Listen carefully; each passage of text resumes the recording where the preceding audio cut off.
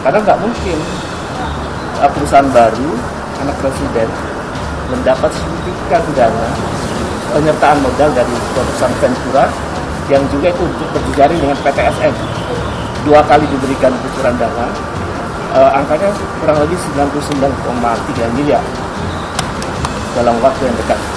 Jadi saya kira, dan setelah itu kemudian anak presiden membeli saham di sebuah perusahaan dengan angka yang juga cukup fantastik. Kami siap. Semua itu. Tapi saat membeli itu memang nggak ngecek seperti apa di belakangnya, ternyata ada pembakaran. Itu belum tahu. Untuk masalah track recordnya ya tanya Kaisang. Ya, cek aja. Cek aja.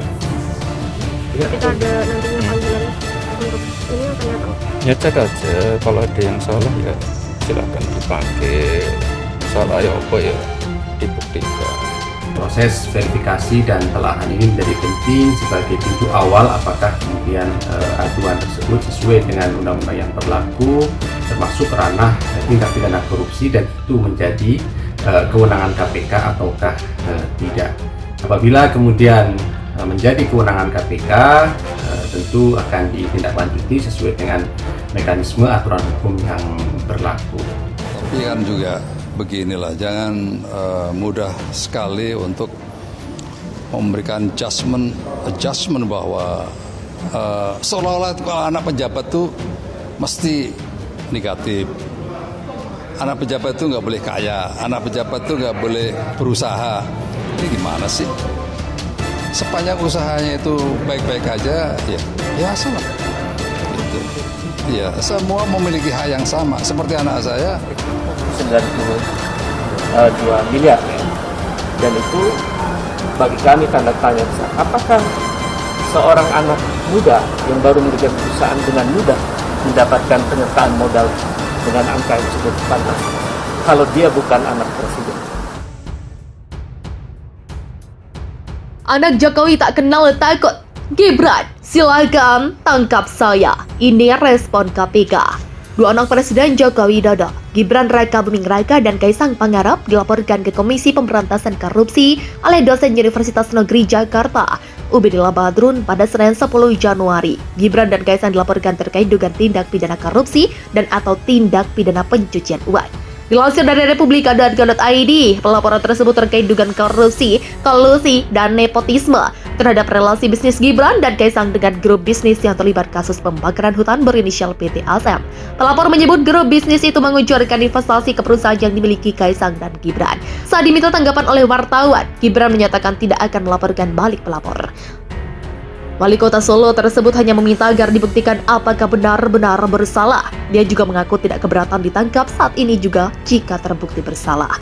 Ubedillah Badrun saat melaporkan Gibran dan Kaisang mengatakan, laporan tersebut berawal saat 2015 lalu PTSM menjadi tersangka pembakaran hutan dan sudah dituntut oleh Kementerian Lingkungan Hidup dengan nilai 7,9 triliun. Namun dalam perkembangannya, Mahkamah Agung hanya mengabulkan tuntutan sebesar 78 miliar. Ubedillah mengatakan, dugaan KKN tersebut sangat jelas melibatkan Gibran, Kaisang dan anak petinggi PT ASM karena adanya suntikan dana penyertaan modal dari perusahaan Ventura. Dia mengatakan, dana dikucurkan 2 kali kurang lebih 99,3 miliar dalam waktu berdekatan. Karena itu dia minta kepada KPK untuk menyelidiki kasus itu agar menjadi terang benderang dan bagaimana kemudian bila perlu Presiden dipanggil untuk menjelaskan posisi ini, kata Ubedillah di Jakarta pada Senin. Pelaksana tugas juru bicara KPK, Ali Fikri memastikan KPK akan menindaklanjuti pelaporan terhadap Gibran dan Kaisang. KPK telah menerima laporan terhadap Gibran dan Kaisang melalui bagian persuratan KPK. KPK akan terlebih dahulu melakukan verifikasi dan telah terhadap data laporan tersebut.